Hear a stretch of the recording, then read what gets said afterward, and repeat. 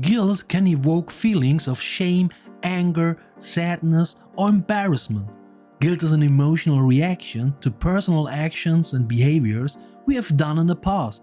We are then convinced that we have harmed someone or failing to do something that we should not have done. This is a kind of self-punishment that we impose on ourselves in such cases.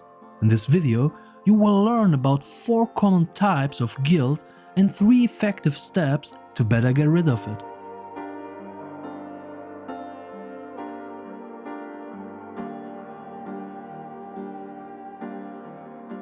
There are 4 common types of guilt. First, results that we did not intend. In some cases, we act out of positive intent. We acted on it because we thought it was the best decision. But when it turns out that we were wrong in our intention or action, guilt arises because we find the results of our actions shameful and unpleasant. Second, remorse for wrong action. In this case, we feel guilty because we did something where we knew from the beginning that it was not the best or right thing to do, and yet we acted on it. Here, because of a lack of self-control or from a selfish point of view, we act in a way that can harm or negatively affect others. Third, feeling guilty about things others don't care about. Here, we feel guilty for things that others do not consider important or do not care about. This can also be about long forgotten things from the past that we still feel guilty about.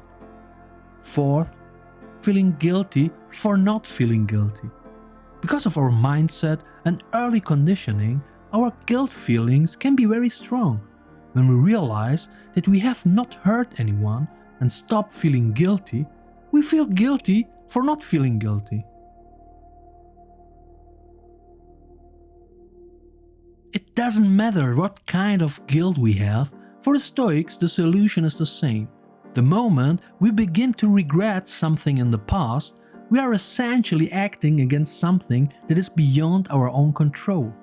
We can resolve to not repeat our behavior in the future, but there is nothing we can do about what we feel guilty for.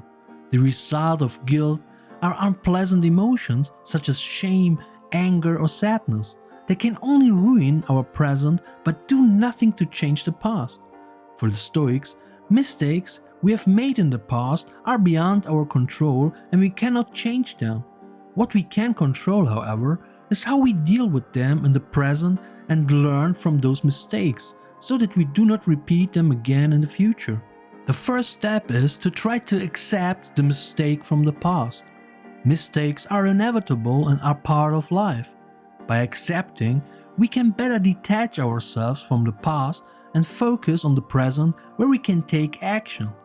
Marcus Aurelius wrote, "Then remind yourself that past and future have no power over you, only the present, and even that can be minimized." In the second step, we check whether the error was within our control. Was it within my control that this mistake happened? Did the guilt arise because I acted out of bad intent? If the answer is no, and we acted out of positive intent, we have no reason to feel guilty. What we can influence and control is our intention, not the result. If we think about it more closely, we will see that we are punishing ourselves for something that is beyond our control. If the answer is yes, then we can ask ourselves the following questions. What exactly did I do wrong? What virtue, justice, courage, self-discipline, or wisdom did I neglect? What can I do to prevent this mistake from occurring again in the future?